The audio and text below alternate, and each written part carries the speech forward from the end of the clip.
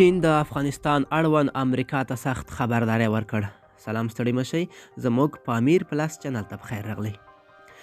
د چین د بهرنیو چارو وزارت په امریکا غږ کړی دی چې د افغانستان د مرکزي بانک شتمنۍ د بدون د کوم قید او شرط څخه په عاجل ډول خوشي کړي. د چین د بهرنیو چارو د وزارت له لوري په خپره شوې اعلامیه کې راغلی دی چې د افغانستان د مرکزي بانک شتمنۍ کنګل کول په ډله ییز ډول د افغانستان ټولو خلکو ته سزا ورکول دي. د افغانستان څخه د پخواني ولسمشر اشرف غني له بې مسؤلیته او ناڅاپي تیښتې وروسته د امریکا حکومت د افغانستان د مرکزي بانک 10 میلیارډ ډالر قید کړل او په افغانستان کې د بانکي سکتور نورمال چارې د ګڼو ستونزو سره مخ کړې. دا څوم ځل ده چې چین د امریکا متحده ایالاتو څخه غواړي چې د افغانستان د خلکو شتمنۍ خوشي کړي، مګر د امریکا حکومت ټینګار کوي ترڅو د خپلو موخو لپاره د افغانستان خلکو ته جزا ورکړي. تېره اونۍ د افغانستان نوي حکومت په یو لیک کې د امریکا له کانګرس څخه وغوښتل چې په خپل حکومت باندې فشار وروړي ترڅو د افغانستان د مرکزي بانک شتمنۍ پرېږدي،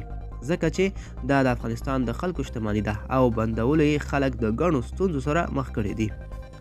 د بل لوري امریکا ټینګار کوي چې په افغانستان کې باید یو ټول شموله حکومت جوړ شي، خو شنونکي وایي چې امریکا په خوله باندې د ټول شموله حکومت خبرې کوي، خو په حقیقت کې یا د پردي تر شا د نوي حکومت څخه نورې غوښتنې لري او یا هم غواړي چې د خپلې ماتې بدل په دې ډول واخلي. د شنونکو په خبره امریکا د نړۍ ډیرو